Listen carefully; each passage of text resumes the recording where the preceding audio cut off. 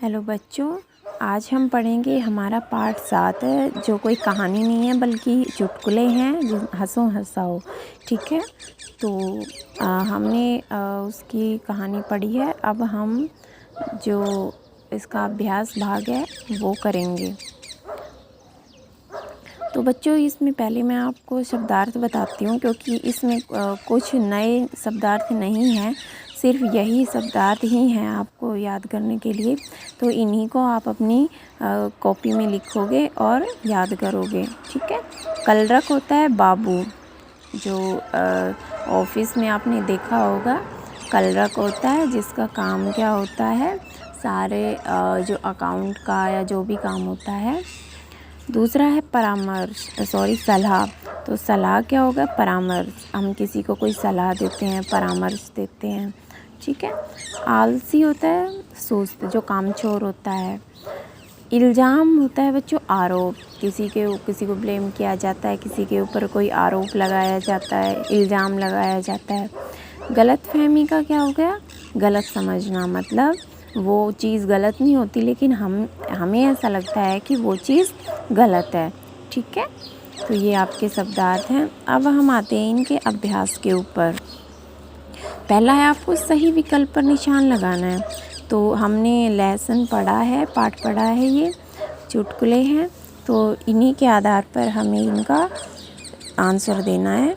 तो 20 दिन की छुट्टियां लेकर गया था। 20 दिन की छुट्टी कौन लेकर गया था, ऑफिसर, कलरक या चपरासी। तो देखो कलरक आएगा, कलरक 20 दिन की छुट्टी लेकर गया था। उसके बाद है दो आलसी किसके नीचे लेटे थे, छत के, पेड़ के या तंबू के। तो जो दोनों आलसी थे वो पेड़ के नीचे लेटे हुए थे। टायर किस चीज़ पर चढ़ गया था, प्लास्टिक पर, लोहे पर या कांच की शीशी पर। तो जो बच्चों जो टायर था ना वो कांच की शीशी पर चढ़ गया था। ठीक है, इसलिए वो फट गया था। कुत्ते को देखकर कौन डर गया, सिपाही, इंस्पेक्टर या ड्राइवर। तो सिपाही था बच्चों जो कुत्ते को देखकर डर गया था। आगे हैं आपको रिक्त स्थान भरने हैं। तो डॉक्टर ने मुझे पूरी तरह करने की सलाह दी है।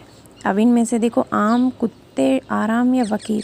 तो इसमें आराम आएगा, डॉक्टर ने मुझे आराम करने की सलाह दी है। मैं कि रस का स्वाद ले रहा हूँ, तो इसमें से हमें भरना है। तो रस किसका आएगा, आम का ही आएगा, आम का रस। कोर्ट रूम की बात हो रही है, अदालत की बात हो रही है, तो कौन आएगा, वकील। और मैं तो फिर एक ही बच गया, कुत्ते को देखकर डर गया। ठीक है, ऐसे आपको इनको ही भरना है। आगे है सत्य कथन पर सही तथा असत्य कथन पर गलत का निशान लगाइए। तभी एक आम टूटकर एक आलसी के पेट पर गिर पड़ा, ये बात सही है। टायर कांच की शीशी पर चढ़ गया था, ये बात भी सही है। आगे है सिपाही उस चोर से नहीं डरा था, तो ये बात भी सही है। सिपाही कुत्ते से डरा था, तो यहाँ पर सही का निशान आ गया। आगे है सिपाही कुत्ते को देखकर डर गया था, तो ये बात भी सही है, सिपाही कुत्ते को देखकर डर गया था। उसके बाद है आपके प्रश्न उत्तर। डाकू ने सेठ से क्या कहा, तो डाकू ने क्या बोला कि जान दोगे या माल दोगे। ठीक है। आम के पेड़ के नीचे कौन लेटे थे, तो आम के पेड़ के नीचे दो आलसी व्यक्ति लेटे थे। डॉक्टर ने कलरक को क्या सलाह दी, तो डॉक्टर ने कलरक को आराम करने की सलाह दी। शीशी कहाँ पर थी, शीशी आदमी की जेब में थी। बिल्कुल आसान आसान प्रश्न उत्तर हैं आपके। उसके बाद बच्चों आगे हैं आपको भाषा बोध व्याकरण का है। दिए गए शब्दों के लिंग पहचानिए। यहाँ पर आपको लिंग बदलना नहीं है बल्कि बताना है कि ये कौन सा लिंग है, स्त्रीलिंग है या पुल्लिंग है। देखो स्त्रीलिंग औरत के लिए प्रयोग किया जाता है अगर वो चीज़ फीमेल है, और अगर वो आदमी जात का बोध करवाती है तो वो पुल्लिंग आएगा। तो देखो गाय, गाय स्त्रीलिंग में आएगी तो स्त्रीलिंग लिखा। गधा पुल्लिंग में आएगा, पुल्लिंग लिखा। घर आपका पुल्लिंग है, मेज स्त्रीलिंग है, शीशी स्त्रीलिंग है। उसके बाद आपका आदमी है वो पुल्लिंग है, वकील है वो पुल्लिंग है, कुत्ता भी पुल्लिंग है, गाड़ी आपकी स्त्रीलिंग है और टायर पुल्लिंग है। ठीक है, आप खुद बोल के देख लेना। इसके बाद बच्चों हैं पाठ से संज्ञा शब्द को ढूंढकर लिखना है।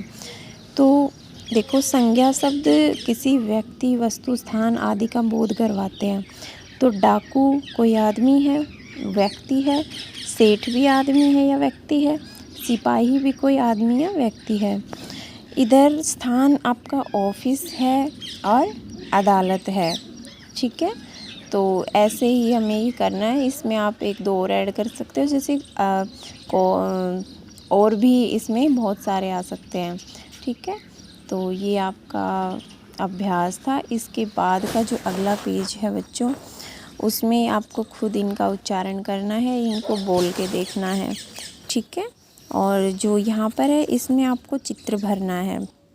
ठीक है बच्चों, इसमें आपको अच्छे से क्रेयॉन्स का प्रयोग करके चित्र, इसमें रंग भरना है आपको। तो ये आपका छोटा सा पाठ था जो पूरा हो गया। इसका आपको प्रश्न उत्तर और शब्दार्थ अपनी कॉपी में लिखने हैं।